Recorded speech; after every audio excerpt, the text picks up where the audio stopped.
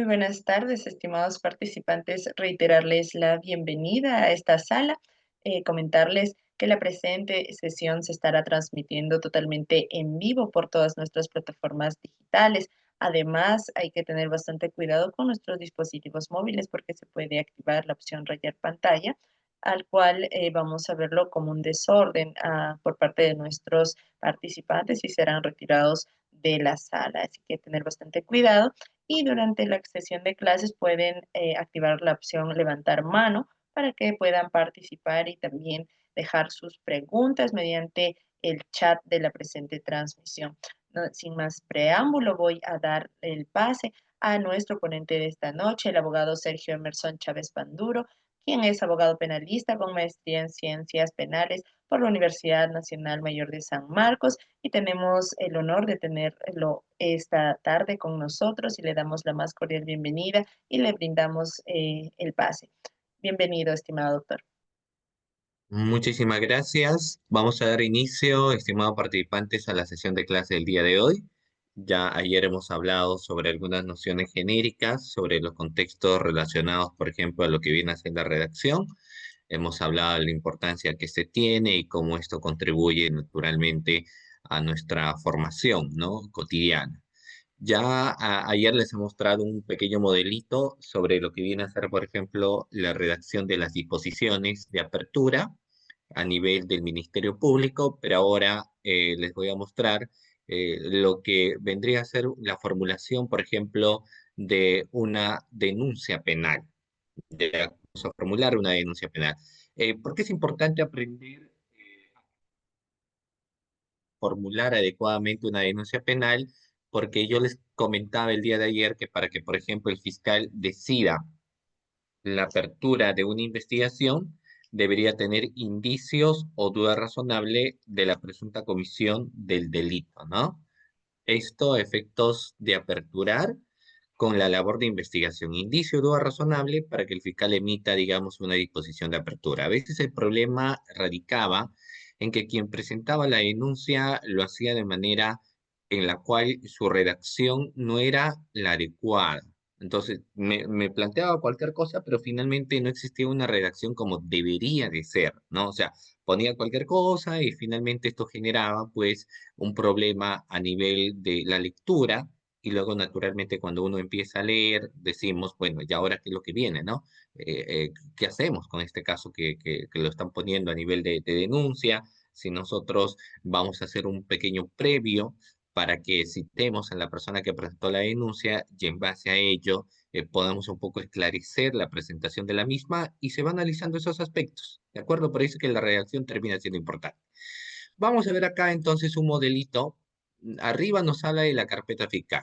Lógicamente, si nosotros presentamos una denuncia, no sabemos todavía el número de la carpeta fiscal, ¿correcto? Porque cuando empezamos a saber el número de la carpeta fiscal, cuando esto ingresa. Por ejemplo, si ingresa a través de mesa de parte, entonces ahí ya se va generando el número de la carpeta. Ya cuando yo ya conozco el número de la carpeta, por ejemplo, entonces en mis posteriores escritos, yo puedo poner, por ejemplo, ¿no? Carpeta fiscal 451-2024. Digo, por ejemplo, ¿no? Porque ya a esas alturas yo ya voy a poder saber cuál es el número de la carpeta. Pero inicialmente todavía no lo sé. Presenté mi denuncia por escrito, así que no sé todavía el número de la carpeta. Esto va después. Fiscal responsable, tampoco conozco quién es el fiscal responsable, porque no ves que estamos formulando recién la denuncia penal, ¿correcto? Pero ya después, cuando empezamos, digamos, a presentar ya la denuncia, entonces ahí sí ya tenemos en cuenta el nombre del fiscal, y hay que ponerlo, el nombre del fiscal. Por ejemplo, Sergio Marlon Chávez o cualquier nombre del fiscal que finalmente ustedes pueden conocer, ya van poniendo el nombre del fiscal. Asistente de función fiscal tampoco sabemos, así como en el juzgado se pone especialista o secretario judicial, entonces también como asistente de función fiscal puedes aquí poner el nombre, ¿no? Entonces se me ocurre, podemos poner aquí el nombre, digamos, a ver, Ricardo López, se me ocurre, ¿ya? Entonces estamos poniendo a Ricardo López como asistente en función fiscal, y eso es lo que voy poniendo, ¿no? Pero Eso ya lo sé, o sea, tanto la carpeta fiscal como el fiscal responsable como el asistente de función fiscal, yo ya conozco cuando naturalmente el caso va avanzando. Entonces, el caso va avanzando, yo me voy dando cuenta de ello. Antes no, ¿correcto?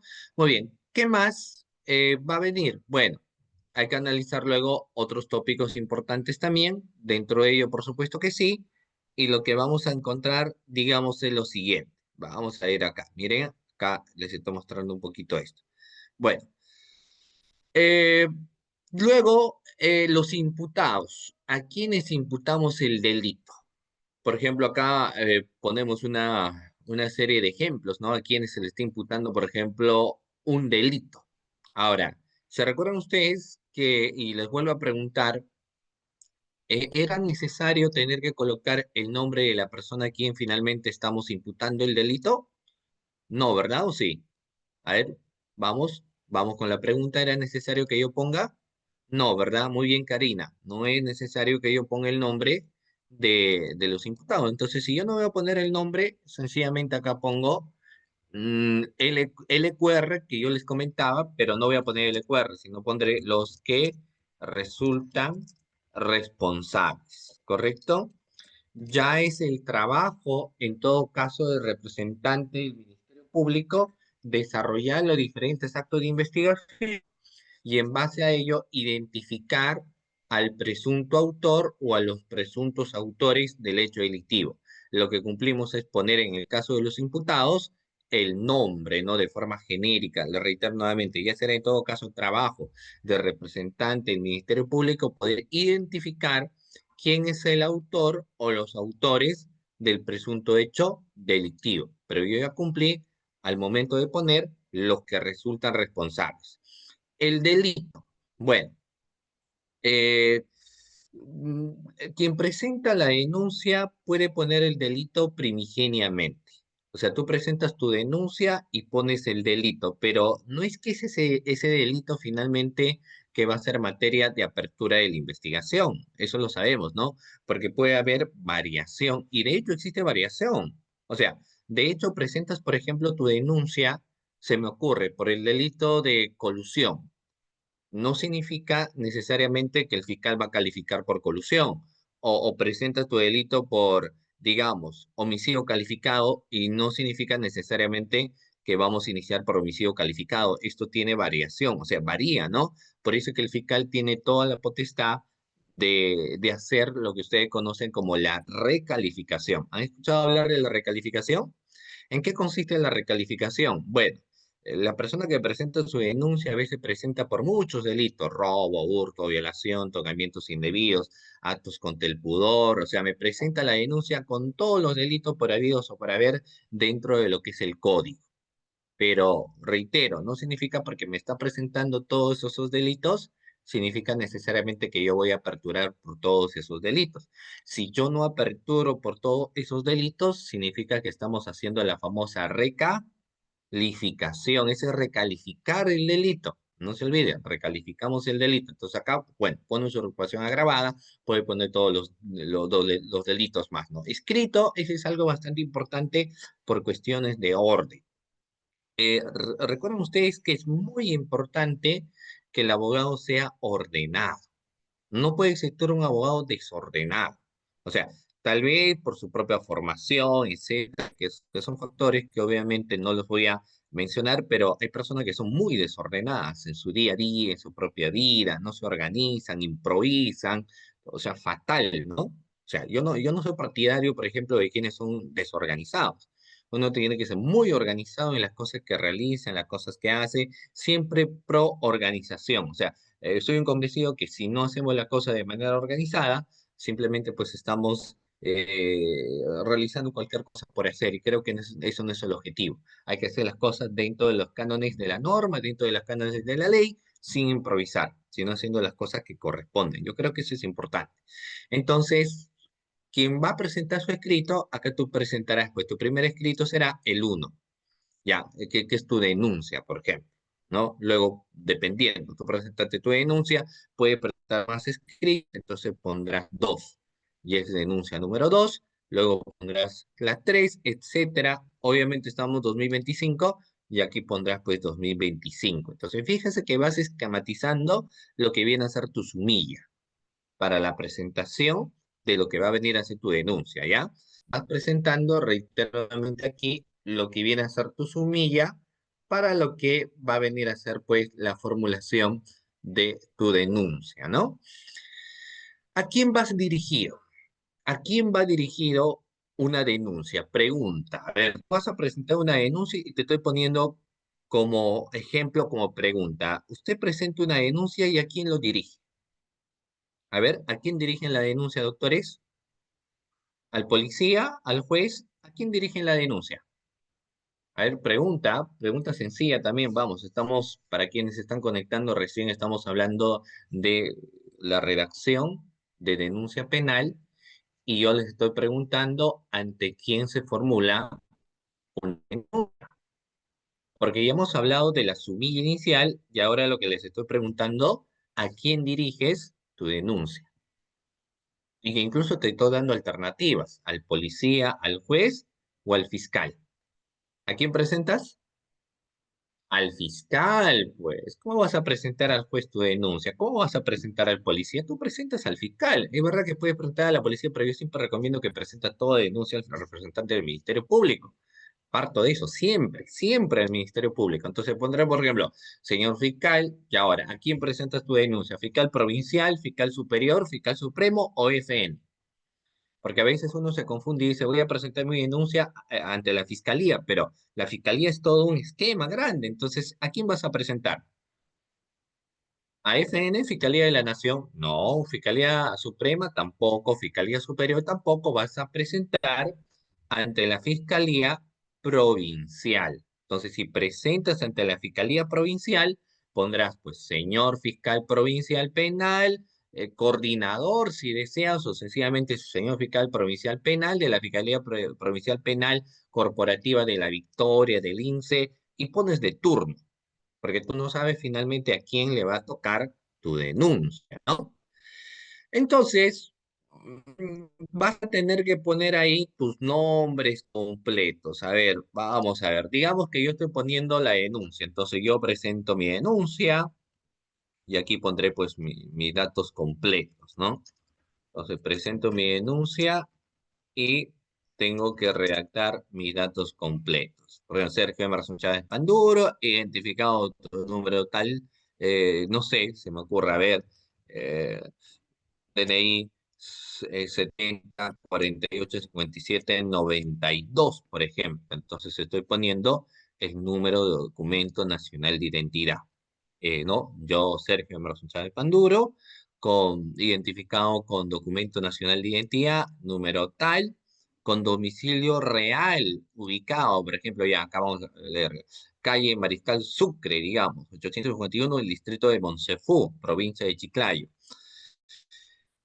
Yo como denunciante, bueno, vamos a ver, a veces el que denuncia quiere tener los servicios de un abogado, pero yo siempre parto de que quien es denunciante no es necesario que tenga su escrito necesariamente con la rúbrica de un abogado, ¿ah?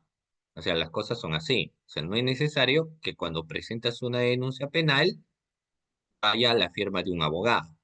Ahora, algunos, si quieren presentar una denuncia penal y ponen la firma del abogado, pues bueno, finalmente es la decisión, ¿ya?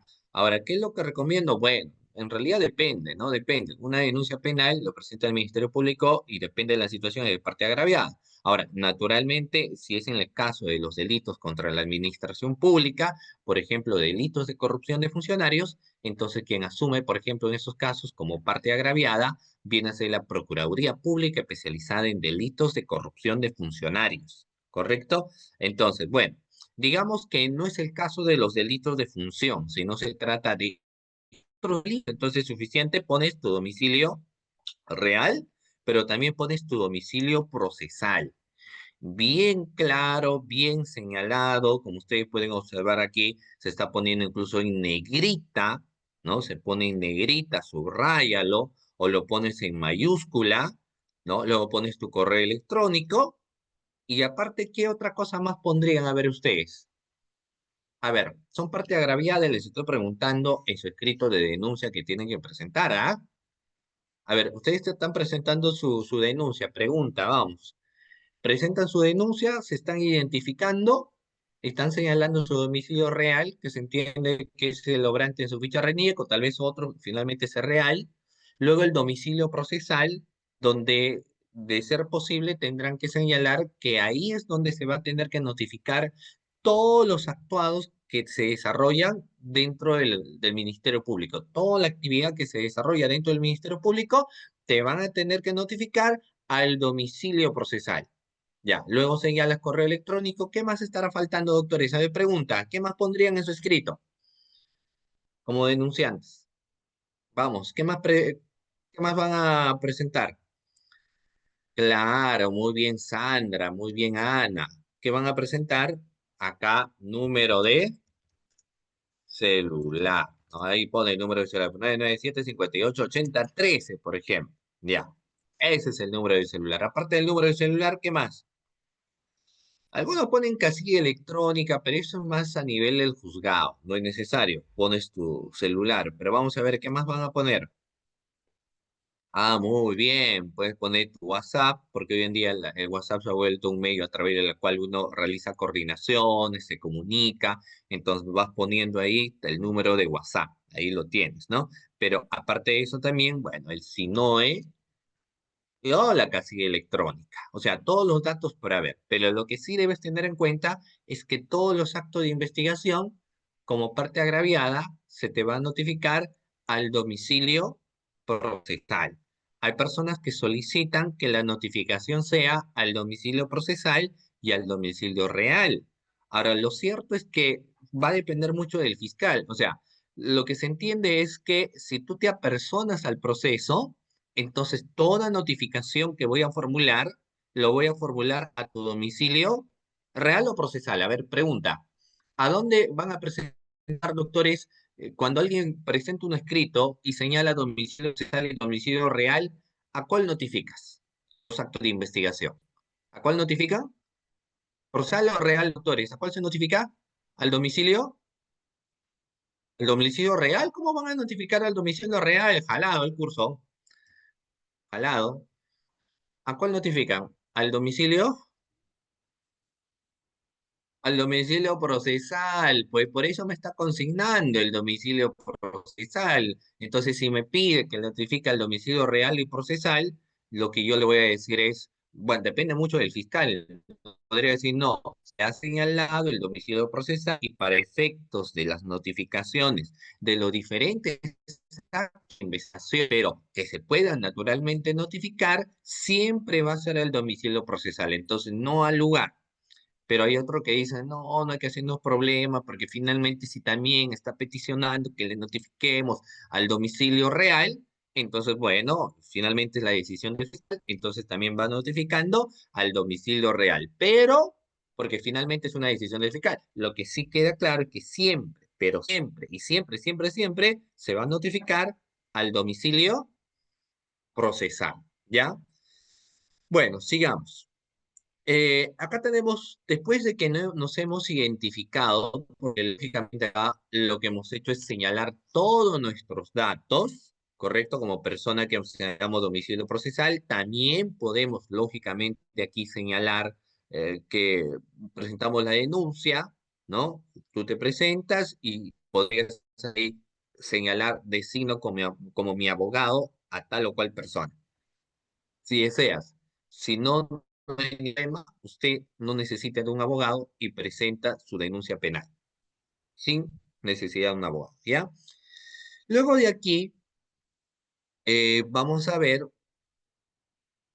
lógicamente, toda esta parte que yo ahorita voy a poner en amarillo es, pues, doctor, es prácticamente esta sí un copy-paste. ¿Ya? Este es un poco copy-pegue. ¿Por qué? Porque acá lo que nos hace la sustentación del por qué finalmente se tiene que presentar una denuncia y sobre todo señalando la protección que se le tiene que dar a la víctima. Entonces, por ejemplo, miren, Acá en este color amarillito nos dice, incuando el derecho humano a la protección de la víctima del delito consagrado en los artículos 7 y 8 de la Declaración Universal de los Derechos Humanos, los artículos 2, inciso 3, párrafo 14, inciso 1 y 26 del Pacto Internacional de Derechos Civiles y Políticos, artículo 18 de la Declaración Americana de Derechos Humanos del Hombre, los artículos 24 y 25 de la Convención Americana de Derechos Humanos y el artículo 139, inciso 3 de la Constitución Política del Perú, en aplicación de los artículos 1 y 9 de la Ley Orgánica del Ministerio Público, solicita investigación preliminar a fin de que se investigue la presunta comisión del delito y ahí nos pone el delito. Pero se han podido dar cuenta que en este modelo todo lo que antecede es un cliché. Es un cliché que nosotros lo encontramos obviamente porque existe basamento legal. Entonces, todo, absolutamente todo lo que nosotros vamos a finalmente presentar tiene una fundamentación legal, no se presenta así nada más. Ahora, ¿es necesario que ponga eso? Pues sí, de todas maneras, la presentación de tu denuncia penal, algún sustento inicial debe tener, ¿correcto? Muy bien. Y luego señalas contra quién diriges tu denuncia penal. Identificas contra quiénes. Por ejemplo, acá está denunciando usurpación agravada y daño simple. Y acá va señalando el nombre de la persona a quien estás denunciando. Y aparte del nombre de la persona a quien lo estás denunciando, su documento nacional de identidad.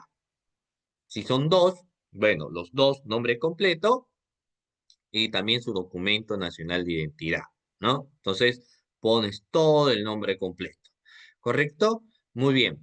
Pero les he señalado que no es en todo caso una obligación que mi denuncia penal ponga todo el nombre completo, ¿cierto? ¿Se recuerdan? Y nuevamente para refrescar memoria les pregunto, para que participen, su participación es importante, no solo miren, participen. A ver, ¿es obligatorio que yo ponga el nombre completo de la persona que estoy denunciando? Para ponerte la sencilla, para que entiendas.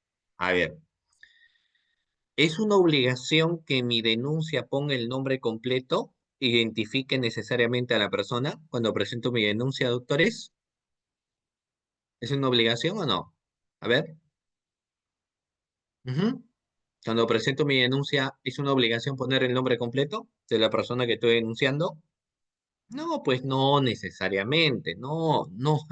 ¿Por qué sí? A ver, alguien me dijo sí, ¿por qué sí? ¿Cuál es tu sustento para decir sí? No, o sea, yo te pongo un caso, porque alguien me puede decir hay que ponerlo. Yo te pongo el caso a quien me dijo sí. Tú estás sacando una suma de dinero, estás caminando tranquilamente y aparece una moto lineal. Aparece la moto lineal, descienden dos sujetos con armas, te apuntan y te roban. Y uno te da en la cabeza, con la cacha de revólver te rompe la cabeza. Te desmayas, despiertas después de una hora y vas a presentar tu denuncia. Yo te pregunto, cuando presentas tu denuncia, ¿tú sabes quién te golpeó? ¿Quién se robó? ¿Conoces, sabes quién es el que se llevó tu dinero y quién agarró la cacha de revólver y te dio en la cabeza? No conoces, ¿no? Entonces, cuando tú presentas tu denuncia, tienes que señalar el nombre de la persona de quien finalmente, no estoy hablando de demanda de alimentos, por ejemplo, estoy hablando de denuncia. Entonces, ¿tendrás que consignar el nombre de la persona? No, pues si no lo conoces. Si no lo conoces, si no sabes quién es. Entonces, si no sabes quién es, por supuesto que sí, no es una regla obligatoria tener que poner el nombre de quien estás denunciando. Suficiente con los que resultan responsables y etcétera, ¿no? Lo pones ahí, porque desconoces, pues. Desconoces, ¿de acuerdo? Muy bien. Entonces, claro, contra lo que resulta responsable, pues, etcétera, ¿no? Luego ingresa el objeto de la postulación. Acá nos dice, por ejemplo, yo les digo, ¿no? A ver, también esto va como pregunta. Si tú presentas tu denuncia penal, ¿tú tienes que adjuntar medios probatorios?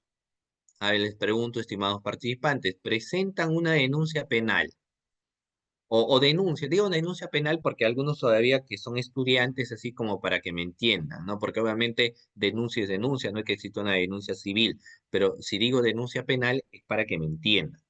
Entonces la pregunta es, si tú presentas una denuncia, ya ponle denuncia penal, ¿es necesario que tú adjuntes medios probatorios a tu denuncia? O bueno, te lo voy a recapitular. es obligatorio que tú presentes medios probatorios a tu denuncia. Y cuando digo medios probatorios a tu denuncia, significa que si tú vas a presentar tu denuncia, me vas a presentar declaraciones testimoniales, me vas a presentar documentos, videos, por ejemplo, actas por ahí, o incluso colaboradores eficaces. O sea, es necesario, ¿no? O mejor dicho, es obligatorio, porque necesario, bueno, finalmente sí podría ser, ¿no? Pero no es obligatorio, pues.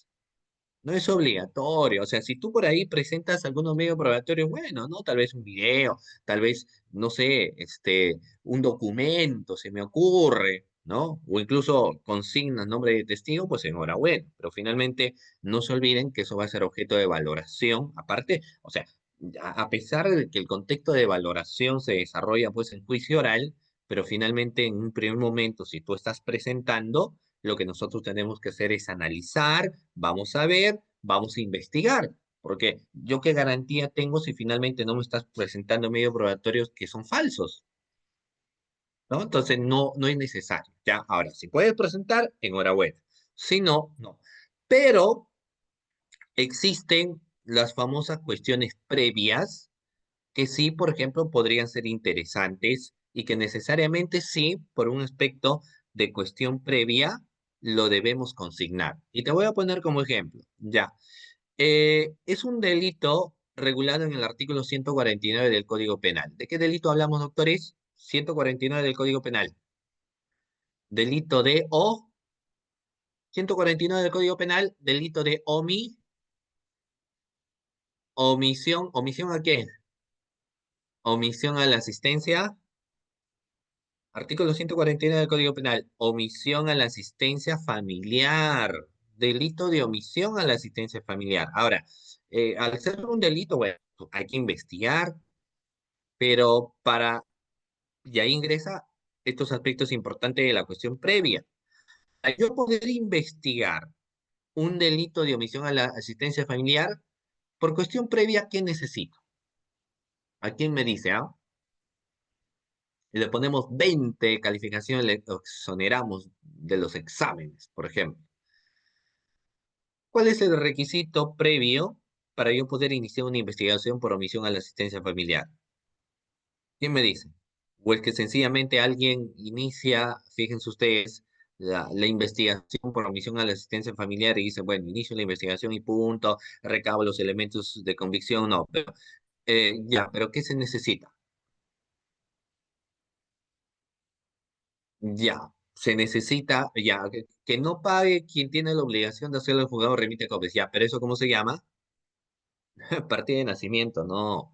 ¿Qué se necesita como requisito de procedibilidad para una investigación por el delito de omisión a la asistencia familiar? Para que no ves que en los medios técnicos de defensa están las cuestiones previas.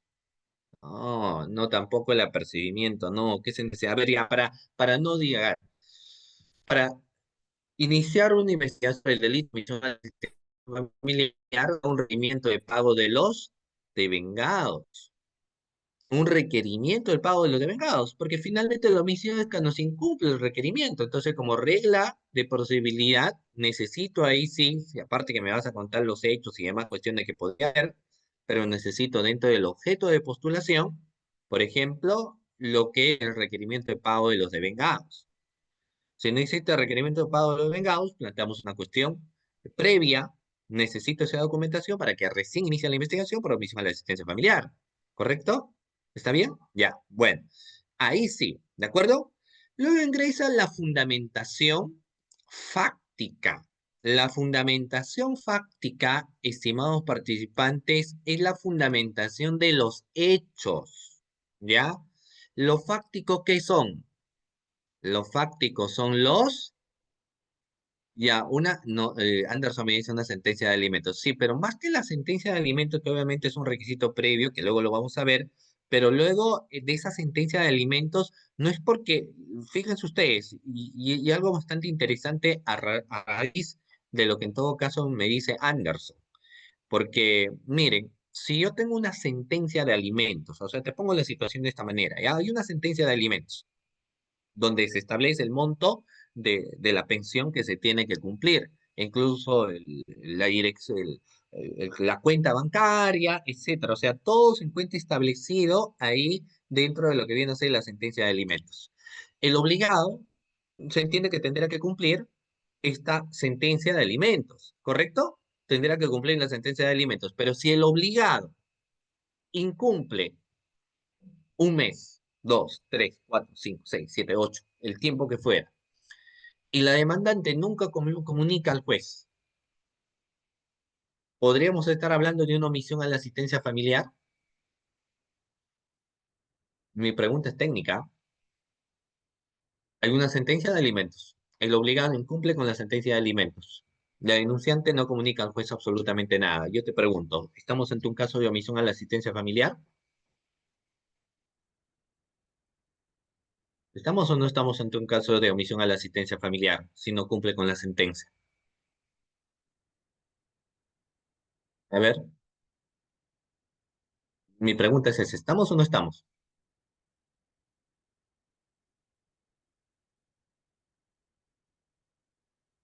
¿Mm? Y ahí ingresa pues el tema. No estamos.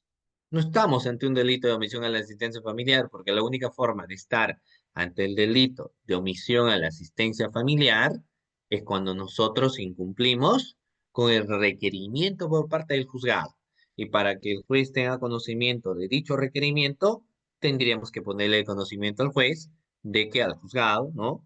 De que se esté incumpliendo con la demanda de alimentos. Si no, no hay forma. ¿Ok? ¿Queda claro? Muy bien, doctores. Bueno, luego de todo ese tema ingresa finalmente la fundamentación fáctica y lo fáctico está relacionado a los hechos. Entonces, si hoy en día, por ejemplo, hablamos de las famosas premisas fácticas, lo fáctico siempre está relacionado a los hechos. Cuando, por ejemplo, se redacta una acusación fiscal, ingresa al momento de señalar precisamente los hechos, lo que el Código Procesal Penal te establece es tener que mencionar las famosas circunstancias, ¿ya? Y te dice, tienes que señalar las circunstancias precedentes, circunstancias concomitantes y circunstancias posteriores, pero en una acusación fiscal. Cuando formalizas la investigación preparatoria, el Código Procesal Penal también te establece que podría señalar, no, el código no te establece a nivel de la formalización de investigación preparatoria, pero existen muchos fiscales que dicen, mira, si yo tengo a nivel de una acusación circunstancias precedentes, concomitantes y posteriores, entonces también a nivel de una formalización de investigación preparatoria, de la misma manera hay que poner circunstancias precedentes, concomitantes y posteriores. Pero no es una obligación finalmente que te establece el Código Procesal Penal, ¿ah? Ojo con eso. Y si eso no me pide a nivel de una formalización, tampoco a nivel de una apertura, la gran pregunta es, en mi demanda, en mi denuncia, ¿yo tendría que poner ello? No es una obligación, va a depender de los hechos que finalmente usted va a presentar. Es verdad que si me pone circunstancias presentes, concomitantes y posteriores, puede parecer que está con bastante orden, que también es importante, pero lo más interesante es que me señales la conducta, los hechos que finalmente van a generar ante una duda razonable de la presunta comisión del hecho criminal. ¿Ok? Entonces, eso es lo que puntualmente sí y sí debería encontrarse en la denuncia. ¿Ya? ¿Qué sucedió? Y ahí yo siempre pido que cuando vas a presentar tu denuncia, me pongas, por ejemplo, lo que viene a ser tus famosas circunstancias o responde a las tres interrogantes, cómo, cuándo y dónde. O cuándo, dónde y cómo. Que yo lo empiezo a poner de ese orden, ¿ya? ¿Y por qué lo empiezo a poner de ese orden? Recordamos lo que ayer estábamos viendo. ¿Se recuerdan ustedes por qué al momento de redactar resulta importante responder el interrogante cuándo? A ver, ¿quién me dice si redactamos por qué es importante responder el interrogante cuándo? A ver, está redactando y por qué resulta importante responder el interrogante cuándo. Porque necesito saber obviamente necesito saber cuándo se han suscitado los hechos, pero aparte de eso necesito saber el tipo penal vigente al momento de los El tipo penal vigente al momento de los hechos. Necesito saber eso. El tipo penal que estuvo vigente al momento de la realización de los hechos delictivos, que va variando. Y ni qué decir con nuestro código actual, que varía y varía pues un montón. Entonces necesito saber en qué año se dio. Este año 2025, el 2000, el 2023, 2021, 2019, lo que fuera. Pero necesito saber eso, ¿ya? Y luego dónde, a efecto de competencia y ubicación también, y luego empiezo a explicar.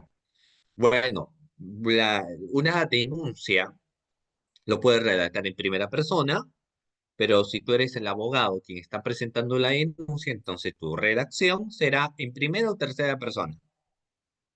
Si tú como abogado presentas unos hechos, ¿tú redactas en primera o tercera persona, doctores? Pregunta sencilla, ¿en qué redactas? ¿Primera o tercera persona? A ver, ¿en primera persona vas a redactar? Si tú eres el abogado, ¿cómo vas a redactar en primera persona? ¿En qué vas a redactar?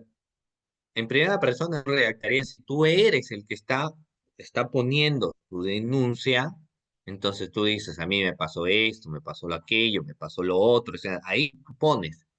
Pero si el abogado va a presentarse, tiene que se está asesorando, él va a redactar en tercera persona. Mucho cuidado, mucho cuidado. Estás presentando tu denuncia y la redacción tiene que ser en tercera persona, no en primera persona. Ahora, si tú dices, bueno, yo, así, por más que seas abogado, hay algo que ha pasado, se están solicitando dinero, han hecho abuso de autoridad en la dependencia policial, o si tú eres un policía que quiere denunciar a alguien, etcétera, lo que fuese, entonces ahí sí tu redacción va a ser en primera persona, porque tú eres el agraviado, ¿ok? No te olvides. Luego de eso, doctores, ingresa la subsunción. O sea, después que me has explicado todos tus hechos, ¿no? Que finalmente para el fiscal lo que es importante son los hechos, ¿no? O sea, pero yo le estoy de una u otra manera señalando pues lo que finalmente tiene que tener su denuncia. Pero les decía, lo que es importante aquí es que el fiscal conozca, que el fiscal sepa tus hechos. Que esos hechos que tú has redactado y tienes que redactar bien, hay que ver, ¿no? Porque claro, acá estamos hablando de un delito de usurpación, de receptación, pero puede haber hechos mucho más grandes. Denuncia de hechos a nivel de cuestiones de proceso de contratación, por ejemplo, proceso de licitación con el Estado, casos de organización criminal. Entonces, la redacción de los hechos es mucho más extenso, ¿correcto? Entonces, yo el día de ayer, yo les he estado comentando, si son extensos, los tengo que agrupar en párrafos de 7 líneas, de 8 líneas, 10 líneas, dependiendo. Si yo agrupo en párrafos de 8 líneas, de 9, de 10 líneas, así, o un párrafo acá, segundo párrafo acá, tercer párrafo, cuarto, quinto, sexto párrafo, esos párrafos para concatenar, para unir, necesito utilizar los famosos conectores, ¿se recuerdan? ¿Sí? Eso lo hemos visto en la clase del día de ayer, ¿ah?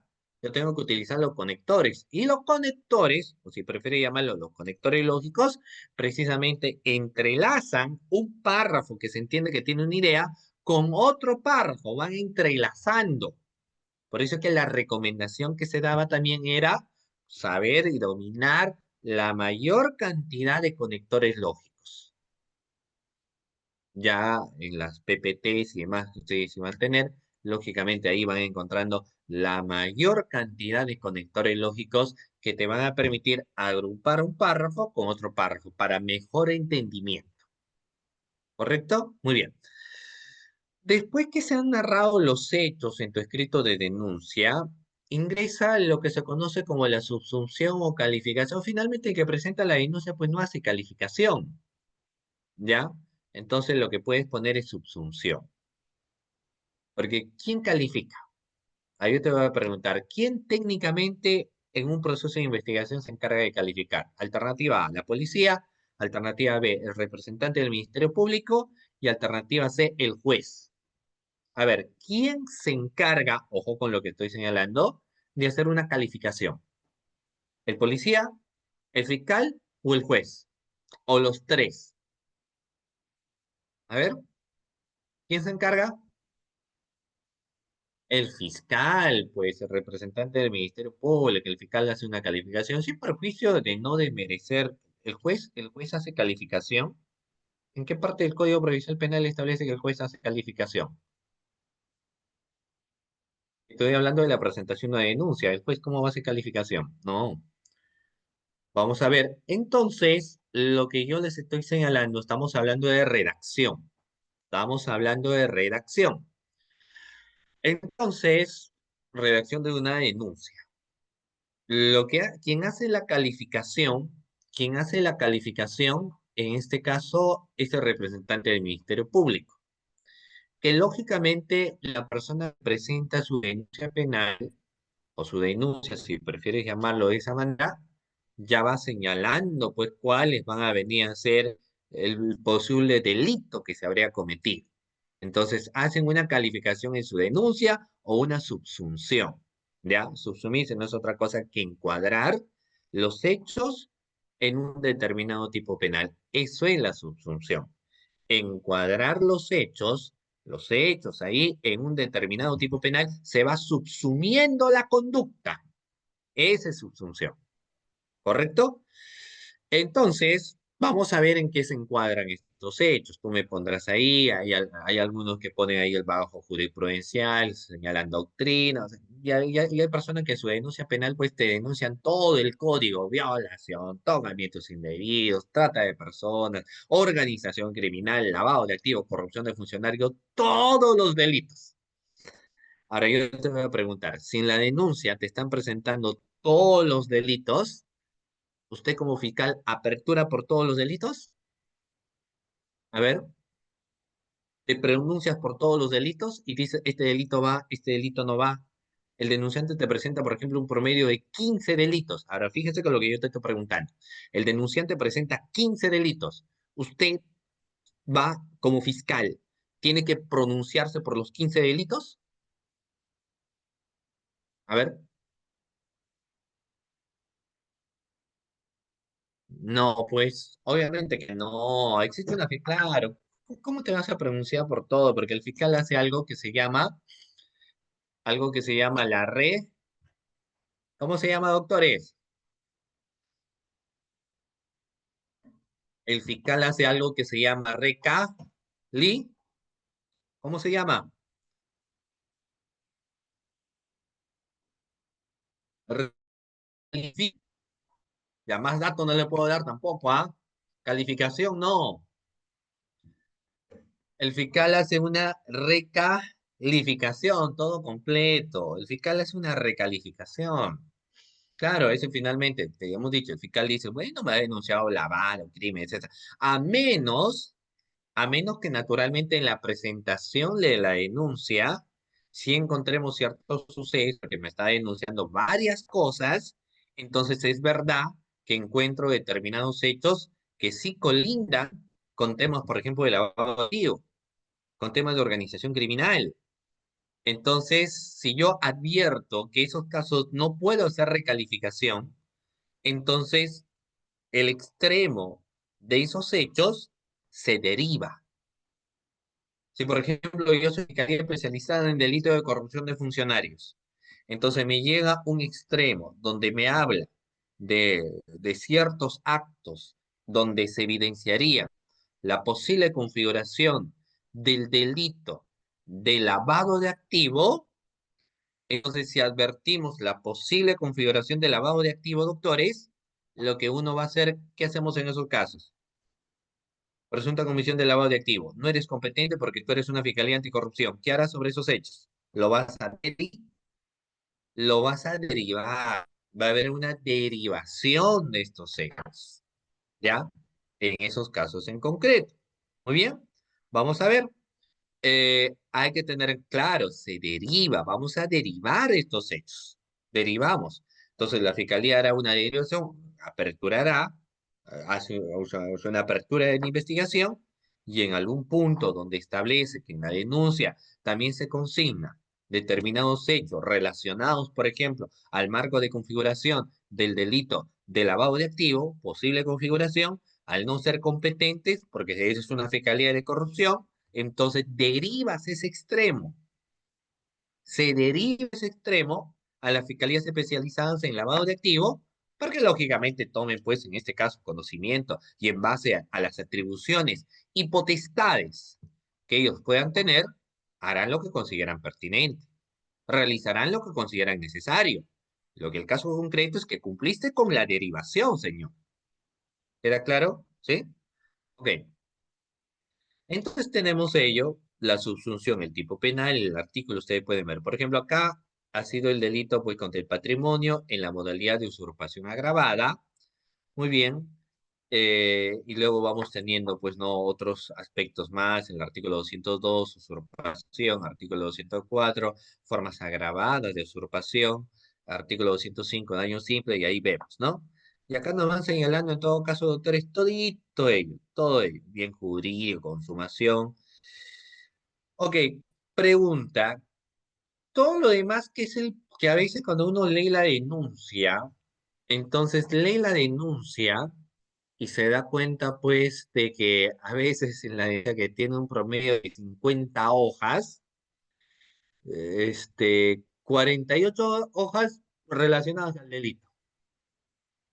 O sea, no sé si ustedes han escuchado la terminología cuando alguien dice espanca nada más. ¿Han escuchado esa terminología? Dicen, no, pero eso se quiere espanca nada más. O sea, es sobreabundancia pura. Pero lo medular, lo esencial, está en las dos primeras hojas, en la tercera, porque lo demás es panca total. Sí. Lo demás es simplemente cuestiones jurisprudenciales, doctrinales, bueno, se entiende que el fiscal ya lo conoce, se entiende que el fiscal ya lo sabe. Entonces, si estás poniendo ello, pues está de más también, ¿no? O sea, ojo con lo que les comento, ¿ah? Bueno, entonces, después de esto es algo que sí me parece bastante interesante, que luego de una u otra manera la parte agraviada, incluso más adelante podría recurrir a una institución tan interesante como viene a ser la tutela de derecho, es que quien presenta una denuncia podría peticionar la realización de determinados actos de investigación. Determinados actos de investigación. Entonces, presentaste tu denuncia, ¿ok? Y dentro de ello también vas señalando determinados actos de investigación que se pueden llevar a cabo. O mejor dicho, que se van a llevar a cabo o se deben llevar a cabo. Eso es algo bastante interesante. Ahora, ¿qué es lo que finalmente, si tú presentas en tu denuncia y solicitas determinados actos de investigación, pues ayuda también mucho para esclarecer algunos temas? Ahora, lo que yo te recomiendo, porque tal vez por más que tú presentes y le digas al Ministerio Público, ¿sabe qué, señor representante del Ministerio Público, usted, señor fiscal, necesito que se desarrollen estos actos de investigación? Estás en todo tu derecho. Estás en todo tu derecho de poder presentar. Y nadie te va a decir absolutamente nada. Puede presentarlo. Pero el tema está de que resulta siendo importante que en todo caso tú vas a presentar también tu denuncia, tendrías que hablarme tus hechos, no, los estándares para la realización precisamente de estas diligencias, a través del cual señales pertinencia, conducencia y utilidad. Es decir, la presentación de tus medios probatorios tienen que tener la obligación o el cumplimiento de los estándares de por qué esa declaración es pertinente, conducente y útil. ¿Por qué la diligencia a través del cual usted está peticionando recabar documentación de determinada entidad? ¿Por qué es pertinente? ¿Por qué es conducente? ¿Por qué es útil? Y esto no se ve solamente a nivel de un contexto de investigación, ustedes saben, ¿no? Porque peor el juicio oral, pues. Porque en juicio oral, si me vas a presentar un medio probatorio, no es decir el fiscal no sabe, no interpreta, el fiscal no la dice, el fiscal está perdido. O sea, me estás hablando de subjetividad y media. Porque lo que me tendría que señalar es por qué ese documento no es pertinente, por qué no es conducente, por qué no es útil. Y de la otra parte, a la inversa, porque tendría que señalarme, a ver, esa documental, la cual usted me señala, ¿por qué es pertinente? ¿A dónde queremos llegar? ¿Por qué es conducente? ¿Por qué es útil? la naturaleza del documento, qué quieres demostrar con ese documento, a dónde quieres llegar con ese documento. Y la parte desbaratar bajo ese sentido y es el conocimiento probatorio, ¿ya? Entonces, cuando presentas tu denuncia, que es en este caso la denuncia penal, bueno, no hay denuncia, nada, le digo denuncia penal porque quienes no saben, para que en todo caso lo entiendan, pero hay que presentar también, y yo te recomiendo tener que presentar la solicitud de los diferentes medios probatorios. O sea, preséntame ahí, ¿no? O sea, ¿qué acto de investigación quiere usted que se desarrolle? Y enumere todo. Pues ahora, si me puede prestar pertinencia cuando usted utilidad, enhorabuena. ¿Ya?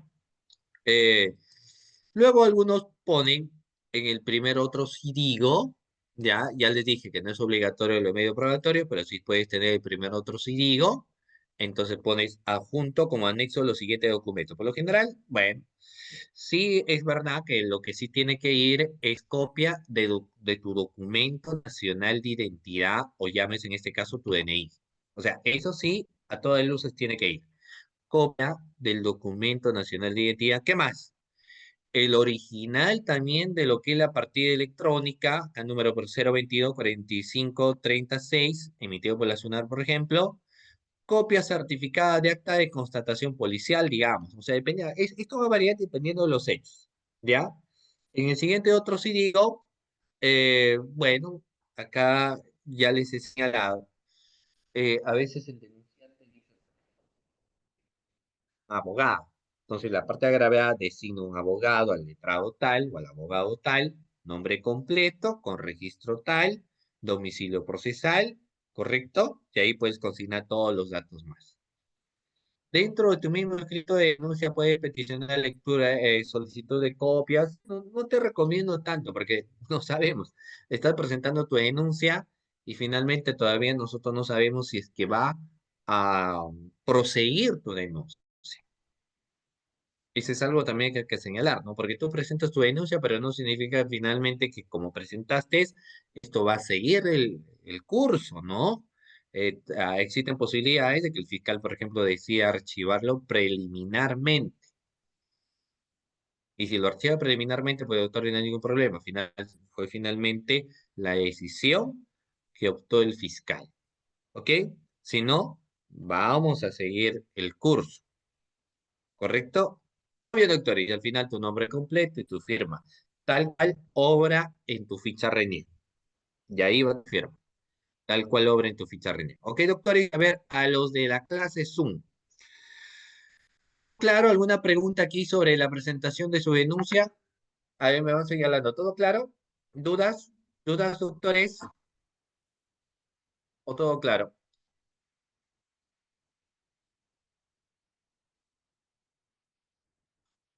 Todo claro, ¿no? ¿Sí?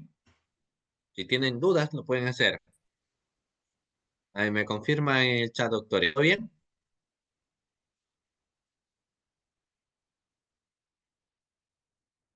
Ok,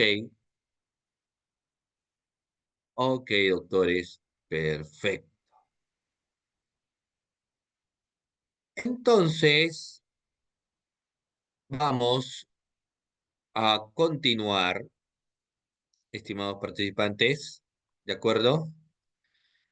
Ok, no habiendo preguntas, vamos a continuar.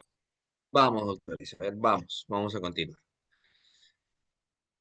Ya dejando el fuero del ámbito penal, vamos a hablar un poquito acá de otro modelito, pero que ya no está relacionado al fuero penal, sino vamos a pedir mejor acá cuestión en el contexto de la demanda de alimentos. ¿Ok? Ya, vamos a hablar un poquitín.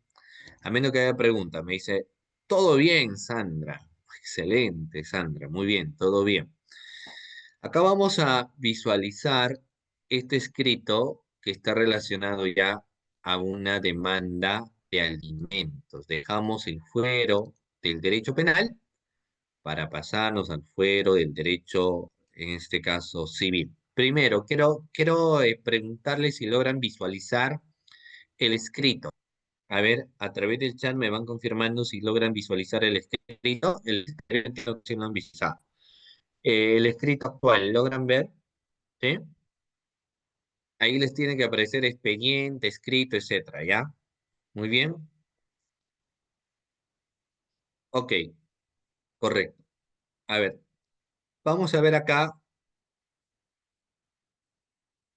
para presentar la famosa demanda de alimentos. Uno de los secretos que con mayor frecuencia suelen presentar en el día a día, ¿no? Los famosos escritos de demanda. Hay varios, reconocimiento de paternidad, impugnación de paternidad, de alimentos, de prorrateo, reducción, aumento, o sea, todo eso es en el fuero civil.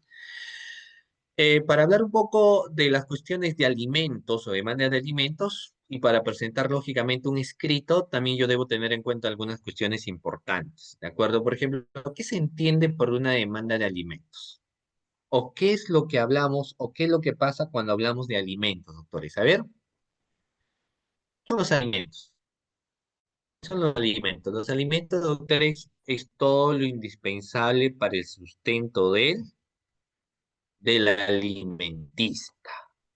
Ya todo lo que es necesario para el sustento del alimentista. Eso forma la terminología de alimentos. No es que se trate de desayuno, almuerzos, nada más, no señor, sino que está relacionado a todo lo necesario para el sustento del alimentista, ropa, educación, recreación, tratamiento psicológico, por ejemplo, ¿de acuerdo? Salud, ya, vivienda, todo lo que sea necesario para el artista. Existe un primer momento en el cual se puede proveer de alimentos al alimentista y existe una primera edad. Pregunta, inicialmente, ¿a qué edad se puede promover o se puede dar alimentos a un menor? ¿Hasta qué edad, doctor, estarán los temas de alimentos? Inicialmente, ¿no? ¿Hasta qué edad? Hasta que el menor cumpla. ¿Cuántos años, doctores? Hasta que el menor cumpla los. A ver, 25 años. No. ¿Hasta qué edad primigeniamente, doctores? Inicialmente. Uno puede exigir pago por pensión de alimentos. Inicialmente, ¿verdad? Claro, hasta los 18 años inicialmente. Pero si esta persona que está denunciando, bueno, en este caso demandando por alimentos, si es que continúa estudios exitosos, por ejemplo, ¿a qué edad podría ser? En el caso de estudios exitosos, se suma más 10 años, ¿cierto? No, no es 24. ¿Hasta qué edad? Suma los 10 años a tus 18 años. ¿Cuántos años estamos teniendo? 28 años. Ahora, la norma te puedes proveer o proponer alimentos hasta los 28 años, siempre y cuando el alimentista tenga los famosos estudios exitosos. Ahora, no es, ojo que un estudio exitoso no solamente sería en ese sentido terminar la carrera, bueno, concluir la carrera y fíjate que es un estudio exitoso y punto. No, no, no. Yo tendría que ver que realmente para que sea exitoso, que no tengas bajas, que no te hayas jalado, por ejemplo, alguna materia. Entonces, solo así podré decir, incluso si has formado parte del tercio superior, quinto superior, ya en el carro de los casos, etcétera, qué sé yo. Entonces, ya esta persona concluyó la carrera, pero con un estudio sabio. Yo te pongo con quien pasó a Dorio, quien pasó a supletorio, quien jaló la materia. O sea, no es que voy a ser cruel, ¿ah? Pero vamos a hablar de algunos contextos reales. Estudiante de Derecho que se haya jalado la materia. ¿Son estudios exitosos? Que haya pasado, por ejemplo, a curso verano porque se ha jalado. ¿Son estudios exitosos? Ahí yo les pregunto, pues a ver. No, técnicamente no sería. O sea, si te jalas una materia, técnica no has tenido siempre, bueno, a menos que haya revertido porque te haya jalado y en los demás terminabas, pues en este caso, con notas de 20, 18, puede ser, ¿no? Pero si por ahí a las justas, digamos, derecho procesal penal, pasaste a las justas con 11. O ya, dependiendo de la universidad, nota mínima 13. 13 a las justas has pasado derecho penal, derecho procesal penal, derecho parte general, full plagio. Entonces ya, pues esos son estudios exitosos. No son estudios exitosos, pues ¿cómo va a ser estudios exitosos si la persona está que se jala la materia? No son estudios exitosos, pasó por pasar, ¿ya?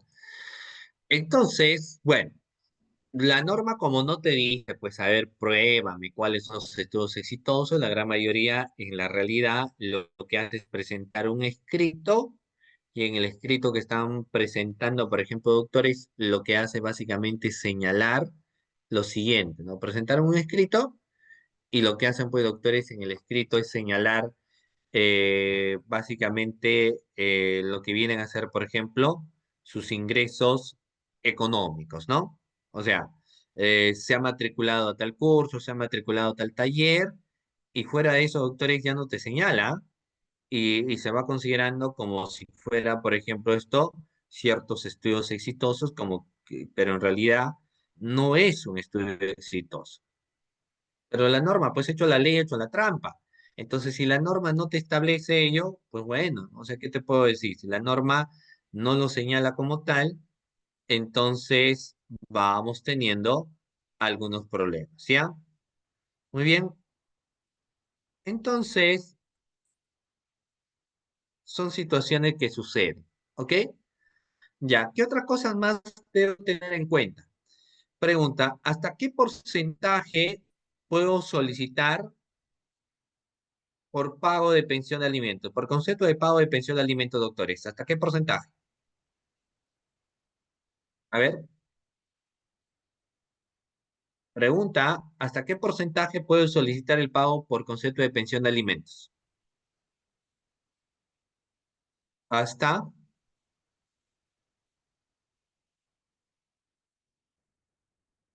¿Hasta cuánto? Hasta el 60% del ingreso económico que una persona tiene.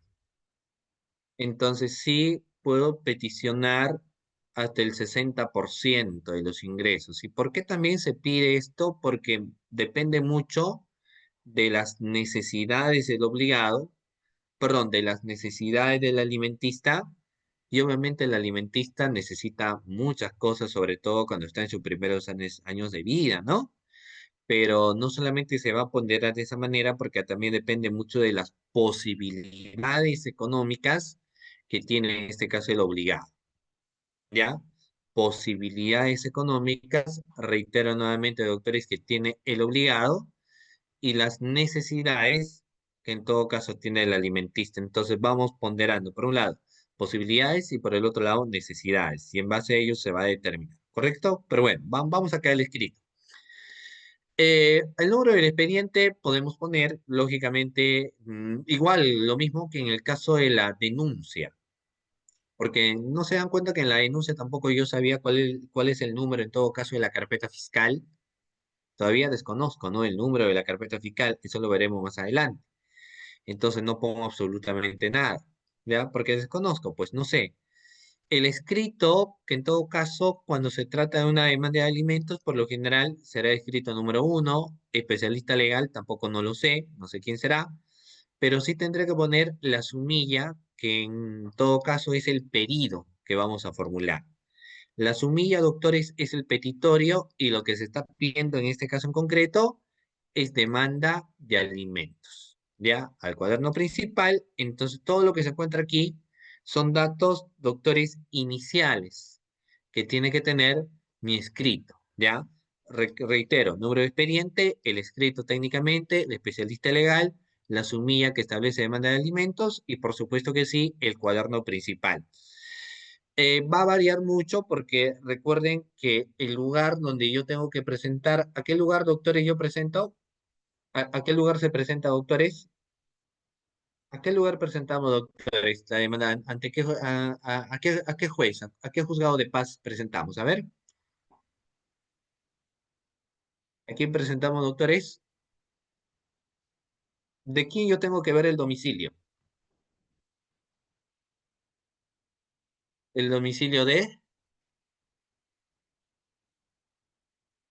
Ya, lo que pasa es que yo ya sé que hay que presentar pues al, al juzgado, al juez de paz letrado, pero ¿del domicilio de quién?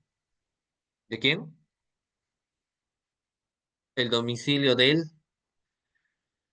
demandante, dónde vive el demandante, o en el domicilio también del demandado.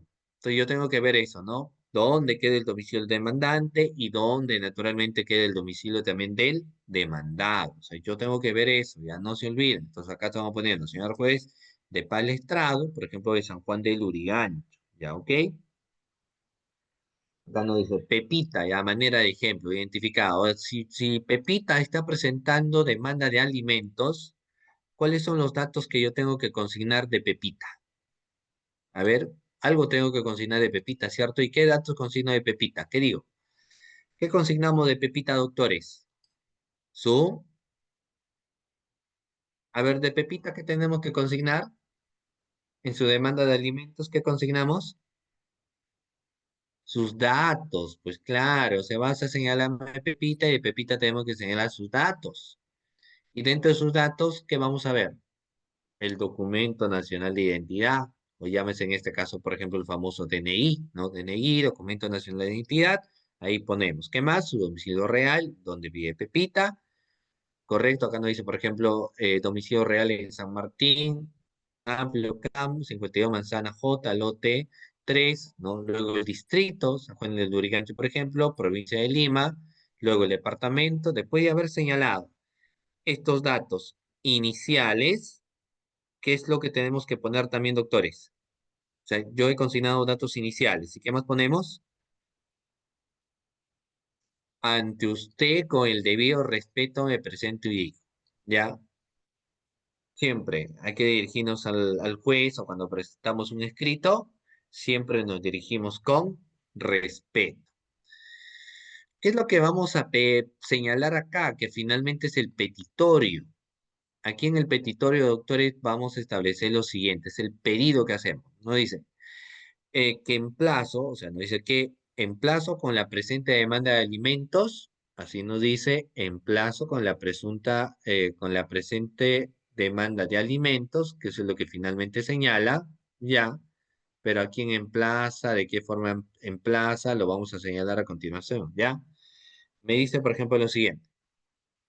Que emplazo con la presente demanda de alimentos, la misma que dirijo contra mi esposo, Pepito, con DNI número, y ahí pone pues todo el número de DNI. Ahora, no es necesario, digamos, en todo caso, poner este es el nombre de mi esposo, ¿no? O sea, y digo, bueno, este es el nombre de mi esposo, ante él estoy dirigiendo. No es en todo caso, doctores, hasta aquí lo que necesitamos, ¿ok? Sí, todavía no. Ajá, claro. Simplemente estamos emplazando. Entonces, contra mi esposo, bueno, puede ser, pero yo prefiero ponerlo contra Pepito, digamos. Dejo de lado a mi esposo y sencillamente voy presentando la demanda de alimentos contra Pepito, con número de documento de identidad, por ejemplo, 48, 47, 95, 68. Entonces, van dando cuenta que lo que yo estoy poniendo es el nombre. Ahora, no solamente Pepito, pues tendría que poner el nombre completo de Pepito. Por ejemplo, Pepito Palacios. Palacio Zúñiga, se me ocurre, siempre ahí sale el apellido Zúñiga. Entonces estoy poniendo a Pepito. Palacio Zúñiga, con documento nacional de identidad, quien domicilia.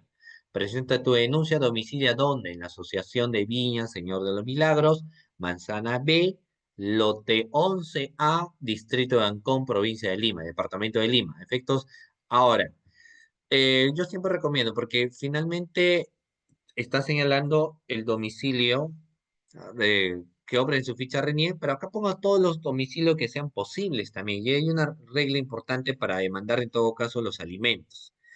Ya, me estás poniendo en todo caso aquí el domicilio real o el domicilio obrante de la ficha RENIEC, el domicilio real, y incluso pongo aquí el domicilio procesal. O sea, es preferible que consignes todos los domicilios que usted considere necesarios. A efectos de que acuda con una pensión mensual y adelantada, y aquí pones la pensión que usted desea, ¿no? O sea, por ejemplo, y esto ingresa como marco de pretensión de hasta cuánto quieres la pensión de alimentos. Y por eso yo le decía hace un momento, eh, ¿cuál es el, digamos de esta manera, el estándar para medir cuestiones de alimentos? O sea, qué es lo que medimos? ¿Qué es lo que se mide, doctores, para el otorgamiento de una pensión de alimentos? ¿Quién me dice? Vamos, doctores, participen. ¿Qué se necesita para el otorgamiento de una pensión de alimentos? A ver, ¿qué necesitamos para el otorgamiento de una pensión de alimentos? ¿Mm?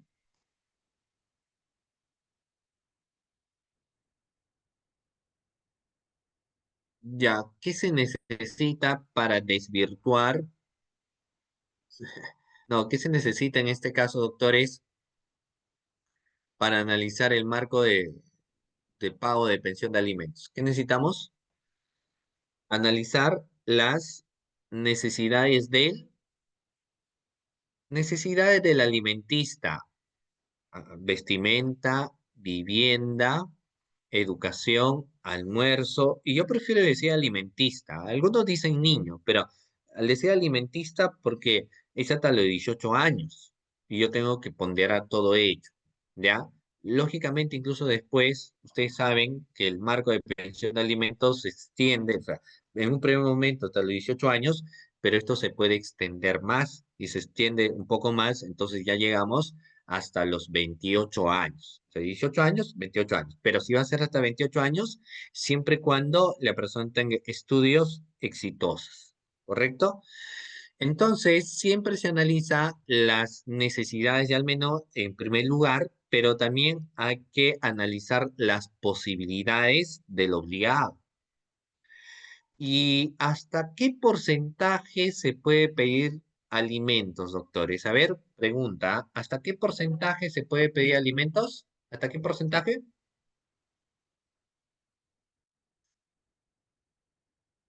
Ujú. ¿Hasta qué porcentaje de los ingresos económicos que alguien tiene podemos pedir? Hasta, le hemos dicho hace un momento, ¿hasta cuánto? De su ingreso total, de su ingreso bruto, ¿hasta cuánto podemos pedir? ¿Hasta el 90%? ¿100%? ¿Puedo pedir todo? ¿50%, la mitad? ¿Hasta cuánto pedimos?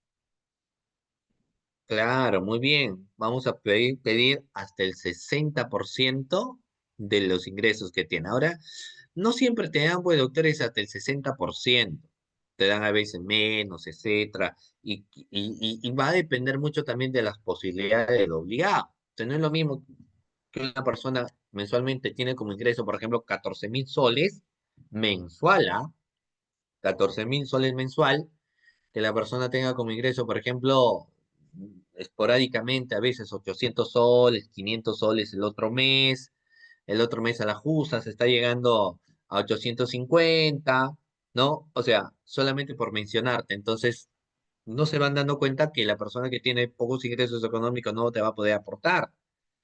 Por eso decía también al momento de elegir a tu pareja, sepa quién elegir, pues no elijas así nada más. O sea, quizás hay algunos, bueno, que van incluso pensando en la idea de elegir un buen padre de familia más que un buen esposo, porque tal vez como esposo finalmente no tenga los resultados que uno espera, pero como padre de familia tal vez sea un excelente padre, ¿ya? Bueno, entonces es hasta el 60%.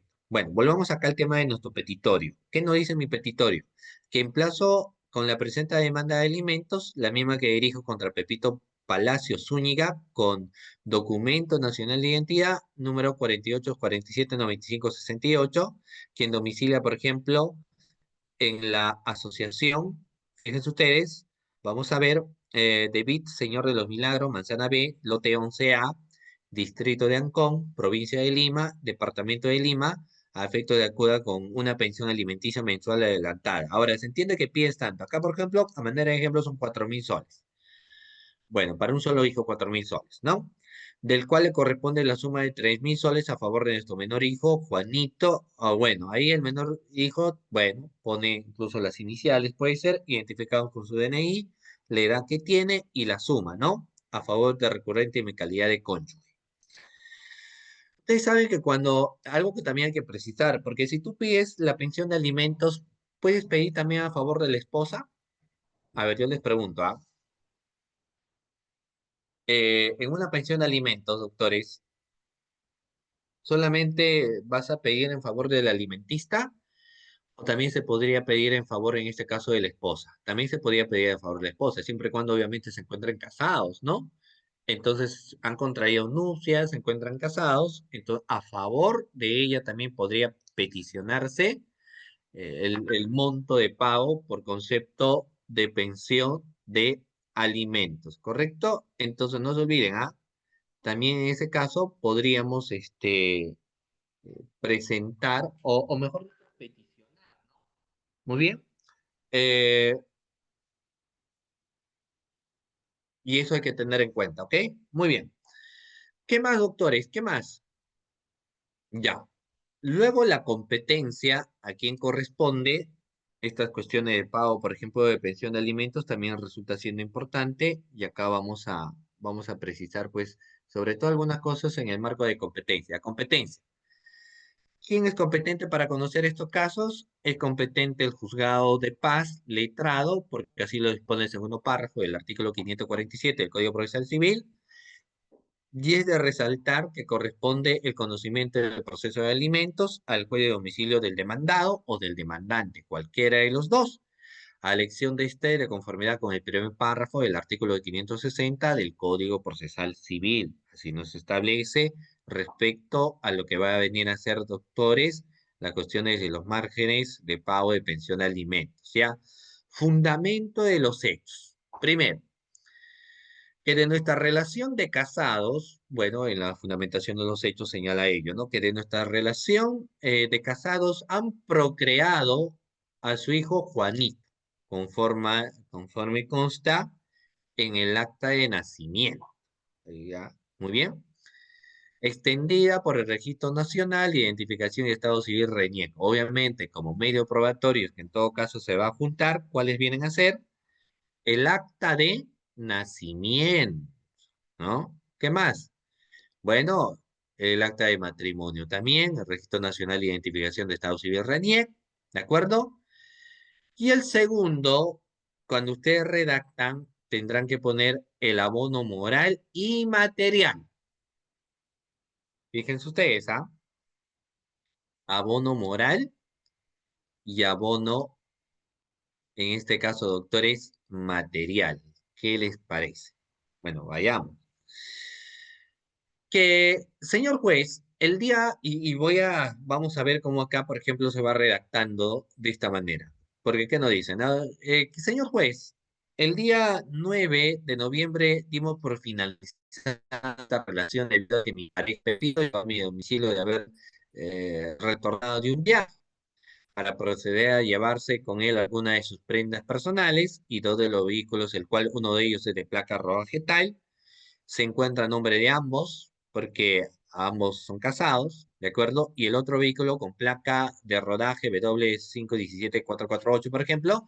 Asimismo, hago mención que cuando llegó a casa me percato de su ausencia e intento comunicarme con mi esposo, el mismo que respondía que ya no volvería.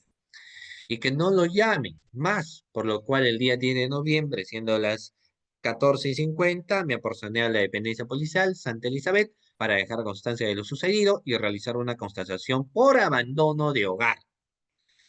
Pues si ha decidido abandonar el hogar, son muchos factores, se trata de otra persona, es lo más probable, ¿no? Y posteriormente recibiendo mi aclaración, haciendo una inspección a mi vivienda, ingresando todos a los ambientes y constatando la no presencia de mi esposo Pepito, con la cual adjunto todo lo antes mencionado conforme al anexo nos dice de la demanda. El emplazado tiene completamente abandonado moral y económicamente, nos dice, a su menor hijo. Y a su tan corta edad, porque su hijo tiene 2 años, toda vez que se ha olvidado poco a poco sin preocuparse de brindarle la más elemental condición para la sobrevivencia de nuestro menor hijo, como es la pensión de alimentos, pidiéndole en reiteradas oportunidades que me ayude a cubrir al menos con lo que pueda pagar algunos gastos. Entonces, en el segundo, que es el abono material y moral de los hechos, bueno, está señalando dos cosas, ¿no? Porque lo que está denunciando aquí es que hubo un abandono de hogar. O sea, que su esposo llegó de viaje, vino y dijo, ya no quiero saber nada de ti, me quiero ir, no me busques, no me llames, olvídate de mí, y se fue. Entonces su esposa dijo, bueno, ¿no? O sea, si te quieres ir, estamos casados, estás haciendo abandono de hogar, se fue a la dependencia policial para que el efectivo policial haga la constatación correspondiente de abandono de hogar o abandono domiciliario. Se hizo la constatación y lógicamente entiendo que aquí se está confirmando el abandono de hogar, ¿no? Tercero, se tiene que poner qué se necesita, o sea, por eso es que algunos en su demanda de pensión de alimentos recomiendan poner una especie de cuadrito o cuadritos o con los puntos que puedan tener, o sea, finalmente que lo vayan presentando. ¿Saben por qué les digo esto? Porque a decir verdad, finalmente tú puedes pedir hasta el 60% del ingreso económico que tiene, pero yo te pregunto, ¿y cómo lo sustentas? A ver, yo les pregunto a ustedes, finalmente, ¿cómo podrían sustentar que necesitan la cantidad de 4.000, 5.000, 6.000? O sea, ¿cómo logra sustentar que se necesita, doctores, esa cantidad de dinero? Y ahí eso yo les estoy preguntando a ustedes. A ver, ¿cómo sustenta, doctores? A ver, ¿cómo sustentan?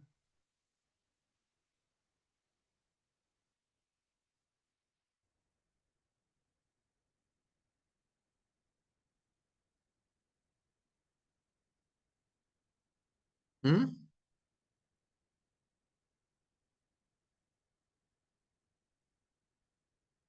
Ya con boletas, con facturas de gasto. Muy bien, ¿cómo más? Excelente, ¿ah? ¿Cómo más sustentan? Obviamente, doctores, tiene que haber una sustentación. Ya por ello les estoy preguntando, ¿y cómo sustentan, ah? Ya. Ustedes pueden visualizar acá la forma de sustentar necesidades con los documentos pertinentes, como pueden ser boletas, recibos, muy bien. Ah, me parece bien, pero acá vamos a ver que te tendrías que graficar. ¿Por qué necesita el menor finalmente? A ver, ¿qué necesita el menor en las cuestiones? Porque me vas a presentar una demanda de alimentos, ya estoy de acuerdo. Pero ¿qué necesita el menor? Ya, el menor necesita varias cosas. Por ejemplo, voy a tener que ver alimentista. Yo prefiero llamar alimentista en vez de menor porque ese menor va a crecer, ¿no?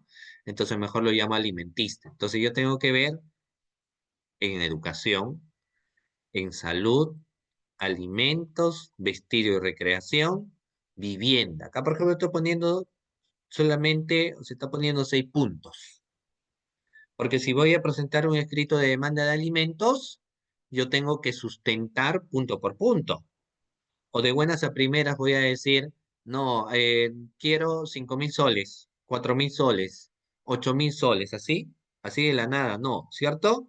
Naturalmente todo esto tiene que estar debidamente sustentado, no se olviden, tiene que haber una sustentación. Entonces, en el plano de educación, por ejemplo, ¿no? Que las necesidades del menor alimentista son evidentes, dada su minoría de edad, ya que el menor hijo está por iniciar su educación en la institución educativa privada tal, teniendo en cuenta que va a recorrer gastos extensos, listas útiles, y obviamente hoy en día peor en el caso del colegio, ¿no? Porque han visto ustedes la cantidad que te piden respecto a lo que son útiles escolares. Entonces son extensas listas útiles, uniformes, buzo deportivo, zapatos, gastos diarios, o sea, todo esto se está peticionando, todo esto se está pidiendo. Entonces hay un gasto que podría equivaler eh, 30 soles diarios, por ejemplo, y que podría equivaler a un total de 900 nuevos soles. ¿ya? En todo lo que se está peticionando aquí, en el factor de deducción, entonces va arribando a la suma de 900 soles. Puede ser más, dependiendo de qué, dependiendo del centro educativo donde va a estudiar tu hijo. Si es un colegio privado, este, dependiendo del lugar también, entonces va sustentando, ¿no? Va sustentando el gasto, ¿correcto? Salud es otra sustentación que tiene que ir en tu demanda de alimentos. En lo que respecta a la salud, mi menor hijo lleva un gasto de 25 soles a 40 soles, nunca falta un resfrío y una fiebre como todo niño y por los diversos cambios climáticos se pueden afectar 40 soles diarios. Ya, muy bien, Betty, pero todo lo que usted señala es forma genérica. Usted tiene que especificar en monto de dinero. Por ejemplo, yo te digo, en alimentos aproximadamente cuánto necesita hipotéticamente tu hijo. En ropa cuánto necesita, en salud cuánto necesita, en recreación, ¿ya? Entonces, si presentas una demanda de alimentos, tienes que señalar en base a ello, ¿no? O sea, por ejemplo, en el caso de educación, no sé, pues ustedes, sus hijos, ¿dónde estudian? Claro, sí, sí, obviamente eso es un colegio estatal, escuela estatal, no va a haber mucho gasto en ese sentido, pero va a depender, entonces, a dónde lo quieres poner y por qué lo quieres poner, qué es lo que va a favorecer en su educación, porque siempre tener en cuenta el interés superior al niño, ¿no? Entonces, de hecho, claro, un colegio particular, pero ¿qué colegio particular? Porque no todos los colegios particulares tienen el mismo estándar de gastos económicos. Entonces tendría que ver qué colegio particular, no suficientemente señalar, incluso tener ya un voucher, etcétera, de cuánto es el precio del colegio que se tiene, ¿no? Entonces vas especificando. Lo mismo en el tema de salud. Ahora, en el tema de salud es variante. ¿Por qué es variante? Porque eh, ahora tal vez estamos sanos, pero mañana nos podemos enfermar. Entonces tenemos que tener una especie de botiquín, o si ya el alimentista es una persona de que por sí casi siempre para delicado de salud, o tiene alguna condición o tiene algún tipo de enfermedad, entonces naturalmente en esos casos, ¿qué es lo que va a suceder? Vas a tener que consignar ello porque se va a exigir mayor pago por las cuestiones de alimento, ¿verdad? Mayor pago, obviamente. No se olviden, ¿ah? No se olviden. Entonces, sustentas a qué alimentos? Vestido y recreación. Por otro lado, un menor necesita ver ropas, colchas, paños húmedos, juguetes, zapatos, sobreabrigos en invierno, verano y sobre todo los más pequeñitos. Ustedes saben que, no sé si ustedes tienen hijos o sobrinos, ¿no? Entonces, quienes tienen hijos y sobrinos crecen rápido y necesitan mayor, ¿qué más necesitan, doctores? Mayor atención. Pero no solamente que necesita mayor atención, ¿no? Sino que más necesitan de que los niños pequeños van creciendo rápido. Entonces van a necesitar más ropas, van a necesitar eh, todo ello, ¿no? Con mayor densidad y demás cuestiones. ¿Ok? Muy bien, entonces vestido de recreación. Eh, y a dónde va el tema de la recreación?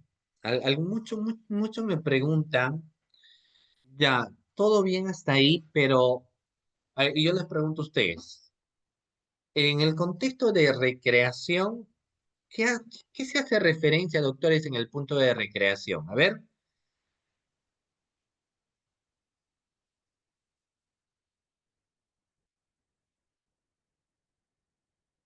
no, pero mucho cuidado. ¿La condición precaria de quién? ¿Del alimentista? ¿A consecuencia de quién? Porque el establecer una terminología de condición precaria, el padre podría pedir la patria potestad. ¿Y por qué va a pedir la patria potestad? Porque tal vez el padre sí puede darle calidad de vida y condiciones que vayan en aras de quién, de la propia protección del menor. Entonces, mucho cuidado con el término de condición precaria, porque si es una condición precaria, yo digo, hay una condición precaria del menor, patria potestad, y lo tienes. Y va a suceder a la inversa, que la madre tendría que ser la obligada en proporcionar alimentos, ¿ya? Lo otro es que va a existir un gran problema a quien busca, porque si finalmente el padre de tu hijo es el que tiene una condición precaria, y tiene como ingresos mensuales entre 400 y 500 soles, ¿cuánto crees que vas a obtener por tema de pensión de alimentos? A ver, yo les pregunto a ustedes, ¿no? O sea, el padre de tu hijo gana las justas 500 soles mensuales. No tiene estudios, estudios inconclusos, no ha terminado, no tiene una profesión. Aparte de eso, es una persona bastante conformista. Pero bueno, entiendo que estás enamorado y estás embarazado de alguien así. Pero ¿crees que vas a poder exigir una condición de calidad para tu hijo? No, pues, no vas a poder lograr ello. Por más que exiges el 60%, él tiene las justas. Incluso él podría pedir la exoneración del pago de pensión de alimentos. Porque ustedes saben que en el caso de la exoneración del pago de la pensión de alimentos es cuando se ve peligrar la propia subsistencia del obligado. Pero eso es algo que debemos tener en cuenta. Siempre se va a medir, las necesidades del menor son amplias, son enormes. Por eso que traer un hijo al mundo no es una cosa sencilla. Tendrías que pensarlo bastante. Y tendrías, aparte de pensarlo bastante, saber con quién finalmente decide ser padre, ¿no? Ahora, hay una problemática social de que existen muchas personas que tienen hijos y provienen de separaciones. O sea, es un problema en el fondo social que genera mucha preocupación. Porque como la familia es la célula de la sociedad, y si tienes el esperamos. Y eso no distingue pues profesionales y no profesionales. Hay muchas personas que son profesionales, jueces fiscales, policías y demás, y están separados y demandados por alimentos. No es una cosa que distingue. Pero finalmente, en el caso, por ejemplo, de que el obligado no tenga las posibilidades de, en este caso, de aporte, no le vas a pedir mucho, pues, y no vas a obtener mucho también. Si es estudiante universitario recién o estudiante de un instituto, peor, pues, ¿no? Ahí tenemos un problema, ¿ya? ¿Qué significaba recreación? Es que nosotros, el ser humano, se entiende que hay que socializar. O sea, no podemos vivir en un mundo sin socializar.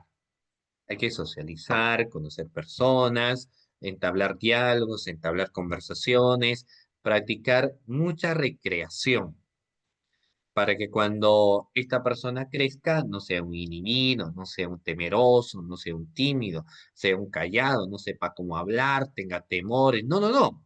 Sino que más bien todo lo contrario, ¿no? Sea una persona más despierta, sea una persona que dialogue más, que conversa, etcétera. Entonces, el menor necesita recreación.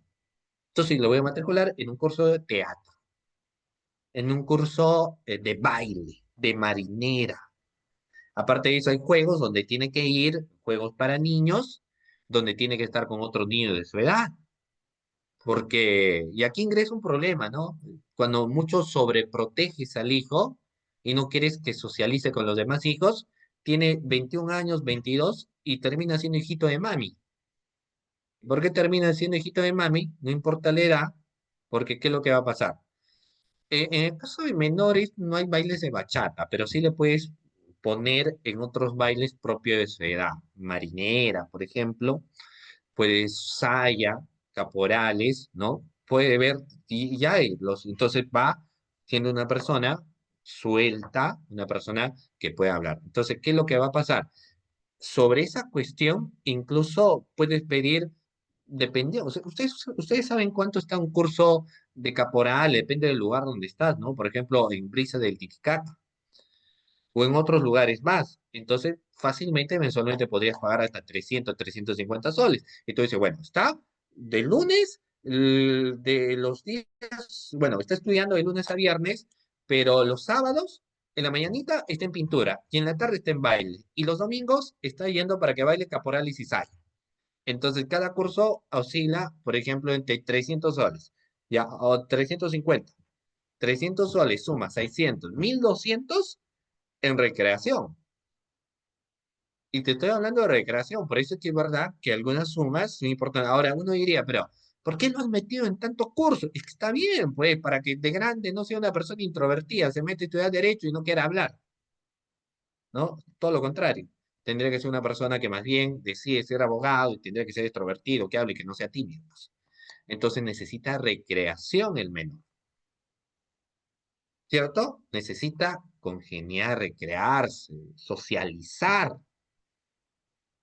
¿correcto? Entonces, todo lo que yo le señalo acá ingresa en las necesidades del alimentista, ¿no?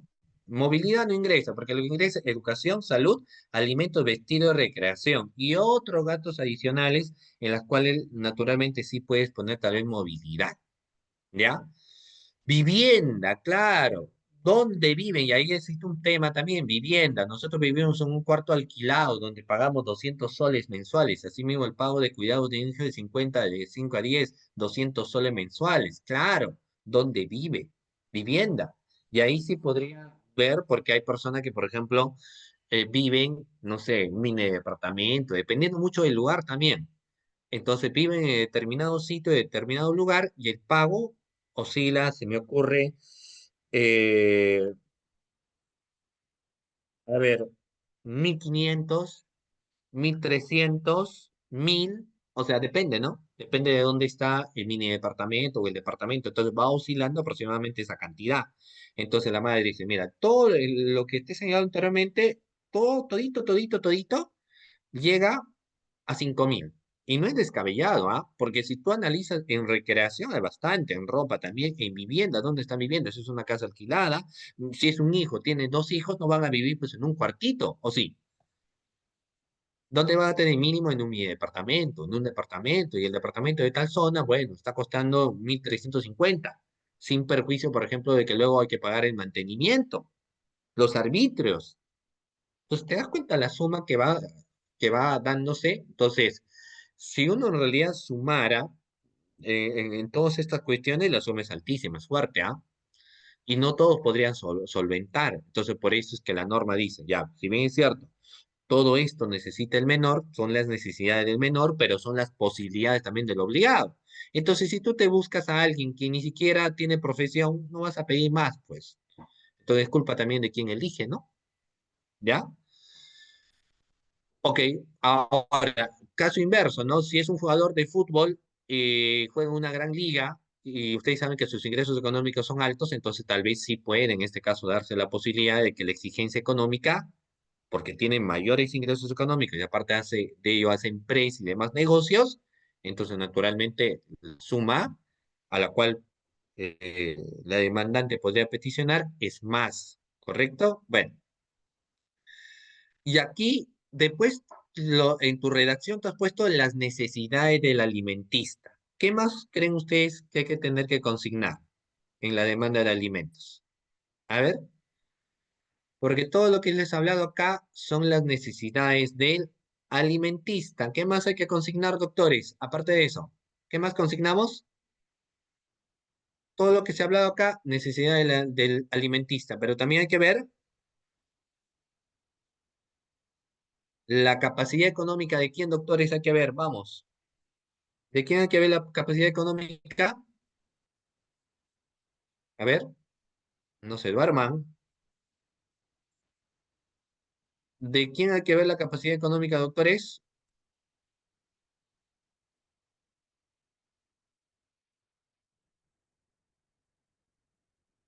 A ver,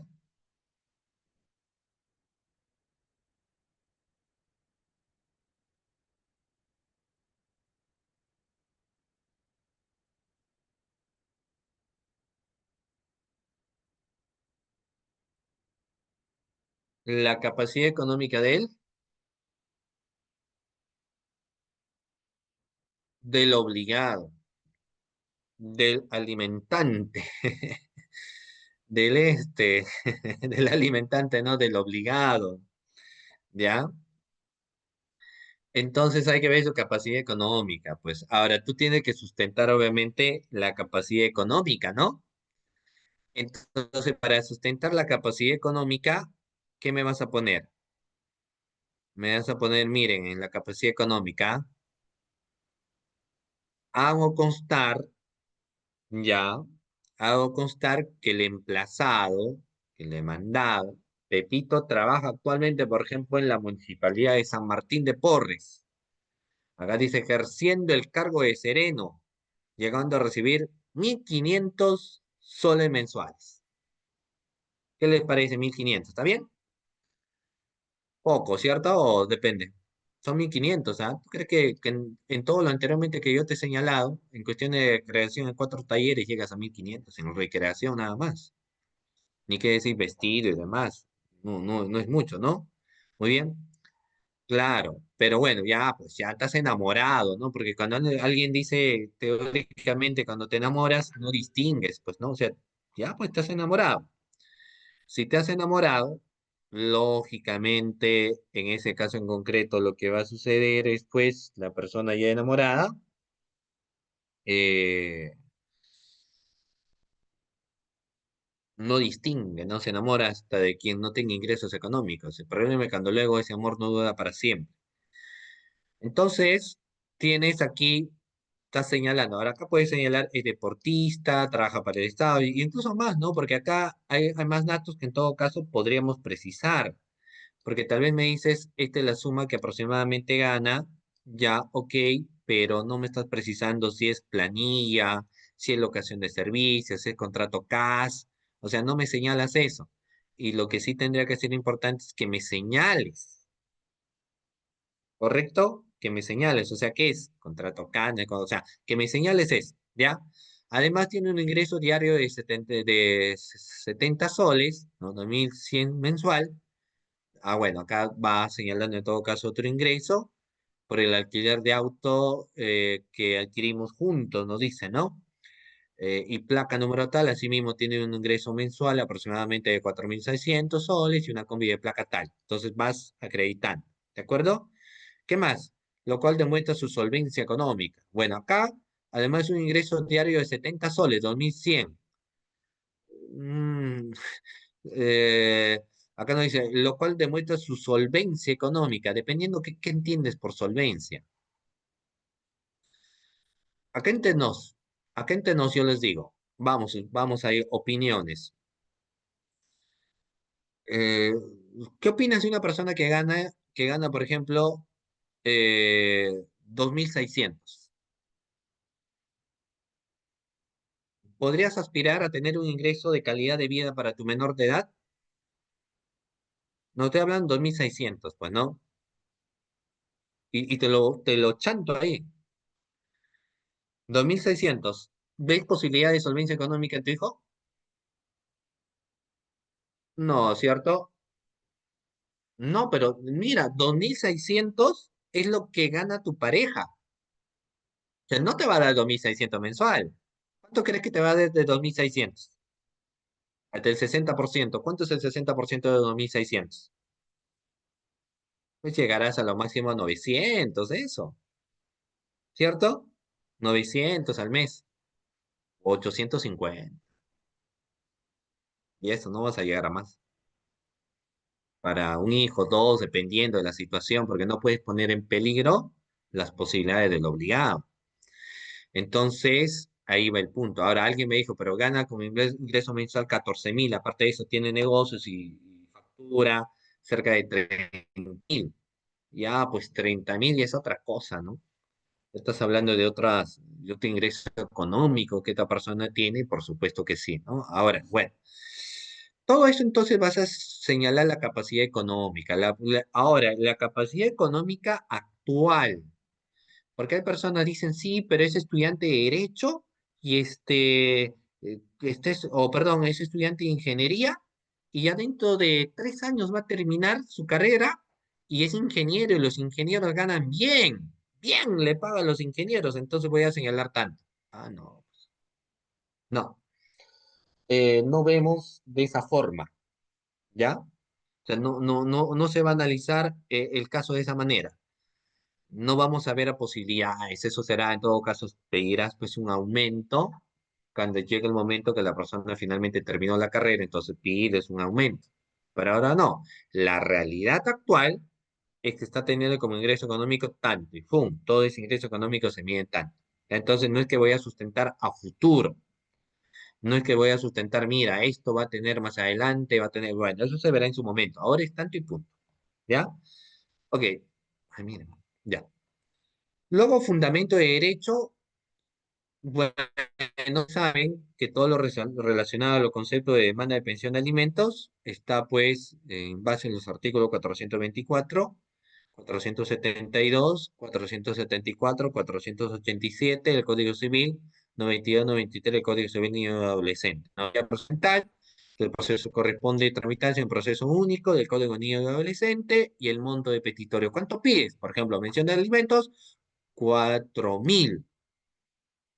Ya, pero acá no dice, a ver, tenía su ingreso económico 1.500 y que tiene un ingreso diario de 70, por lo cual el alquiler de auto, bueno, alquila auto, ya, 4.600. Bueno, el 4.600 está pidiendo 4.000, ya. Y está bien, ¿no? Porque finalmente en tu escrito de demanda que tú presentes pide pues la mayor cantidad que puedas. Obviamente sustentando, y hay siempre forma de sustentar para llegar en todo caso a esa cantidad, pero no significa, pues, doctores, gente que vamos a abordar, ¿no? Esas cuestiones, esa cantidad, ya por el estilo, sino que obviamente tiene variabilidad de ingreso, ¿ya? Entonces, pero va sumándose en todo caso el monto pecuniario de 4.000 soles, aprox. Sí, sí, es un monto pecuniario en todo caso, aproximadamente que puede llegar. Luego tenemos los medios probatorios, el acta de nacimiento, copia de DNI, copia de DNI del recurrente, ¿qué otra? Copia del demandado, boleta de compra, ficha de vehículo, acta de constatación policial, listado de gastos, boleta de pagos, partida de matrimonio. O sea, finalmente aquí ya ingresan todo lo concerniente, pues, a lo que son los ingresos económicos que va teniendo naturalmente, doctor Ezequiel, obligado, ¿no? Y estos ingresos económicos, que aparte que se tienen que sustentar, son necesarios también, ¿ya? O sea, no olvidar, por favor, ¿de acuerdo? Y esto, como les digo, termina siendo un factor bastante interesante que se tiene que tener en cuenta también, ¿correcto? Luego tengo partida de matrimonio, el informe y demás cuestiones, ¿ok? Anexos, copia de documento nacional de identidad, acta de nacimiento de menor, y todos los anexos más que ustedes ven aquí, ¿no? Luego, ¿qué viene? Nos dice, por lo expuesto, a usted, señor juez, pido tener por presentada la demanda, eh, tramitarla conforme a su naturaleza y en su oportunidad declarar fundada, de acuerdo a ley. Otros sí digo, los famosos otros sí digo, que nombro como defensa técnica mi abogada, nombre tal, domicilio legal tal, ¿de acuerdo? Segundo, otro sí digo, autorizo a Juana Guerrero, a quienes se formulan distintas personas al auto, bueno, de oficio. Tercero, otro sí digo, medida cautelar, que se otorga asignación anticipada de alimentos, que eso es lo que en la gran mayoría de casos, en todo sentido, se va peticionando, ¿no?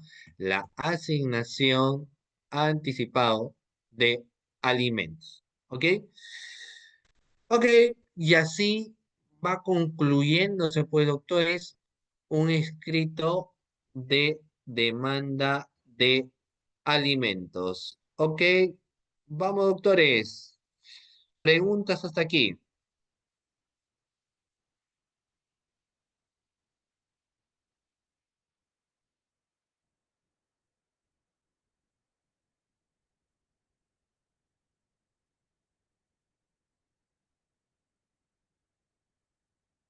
A ver,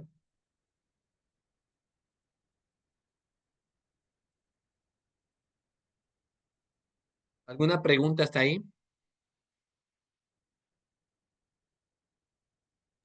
Y recordarle a nuestros participantes que pueden realizarlo mediante el chat o activando la opción levantar mano, estimados. Ok, doctores, a ver, vamos entonces, no habiendo mucha pregunta, darles algunas previsiones hasta aquí. A lo que yo les he presentado aquí, bueno, en esta sesión de clases, uno de materia penal y el otro de materia obviamente civil. Ahora, lo que hay que tener en cuenta es que la misma estructura, en este caso ya, acá pone demanda de alimentos, acá puedes poner demanda de aumento Porque puede haber aumento, no, claro, de aumento de pensión, digamos, de alimento, ¿no? Entonces pones ahí, demanda de aumento de pensión de alimentos. Y algo bastante interesante porque prácticamente la estructura posterior es la misma, al señor fue letrado, su nombre completo, y aquí pondrás, pues en el petitorio, ¿qué estás pidiendo ahora? Aumento de pago de pensión de alimentos. ¿Por qué? Porque las necesidades del menor han aumentado, punto número uno, para poder peticionar. Y punto número dos, las posibilidades del obligado también han aumentado. O sea, finalmente ese es el estándar en las cuales siempre se puede pedir, ¿no? En las posibilidades del menor y en las necesidades, no, en las posibilidades del obligado y en las necesidades finalmente que tiene el menor también. Entonces, como que eso viene a ser el estándar de pretensión, ¿ya? Ahí también en la fundamentación de los hechos tendrás que explicar. Muchas personas solicitan el aumento de pago de pensión de alimentos porque lógicamente el hijo ha acarreado algún tipo de enfermedad, hay algo que le ha sucedido, etcétera. Entonces ellos ven la posibilidad del aumento precisamente del pago de pensión de alimentos. ¿Ok? No olvidar, por favor. Y aquí, pues, algo bastante interesante que las mismas cuestiones del aumento de pensión de alimentos guardan mucha relación con esto, doctores, con los planos de educación, salud, alimentos, vestido, vivienda. O sea, vamos a sustentar lo mismo. Es más, acá yo les he presentado sin un cuadrito, porque de hecho existen cuadritos también. Entonces, en un cuadrito ahora tú puedes señalar por qué que resulta siendo necesario el aumento del pago de alimentos y me precisas lo aquello, lo esto, lo otro. O sea, va viendo finalmente, doctores, ahí un marco de precisión. Y dentro de esa precisión, naturalmente, del por qué, en ese caso en concreto, resulta siendo necesario el aumento de pago de pensión de alimento, ¿no?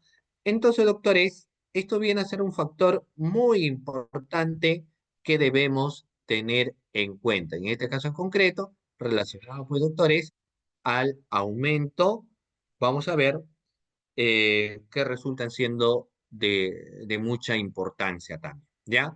Y aquí tenemos otras cuestiones más, otros aspectos más que guardan mucha relación finalmente con lo que les estoy haciendo mención también. ¿De acuerdo, doctores? Muy bien. A ver, no habiendo pregunta alguna, de esta manera estaríamos concluyendo la sesión de clases del día de hoy, saludándoles, bueno, como siempre a cada uno de ustedes que han estado presentes aquí acompañándome en esta sesión de clase. Y bueno, ya nos estaremos viendo, Dios mediante, en una próxima oportunidad. Muy buenas noches con cada uno de ustedes. Muchísimas gracias, estimado doctor Sergio Emerson. Para nosotros ha sido todo un gusto tenerlo nuevamente con nosotros. Muy amable. Gracias. Buenas noches. Muchas gracias. Buenas noches.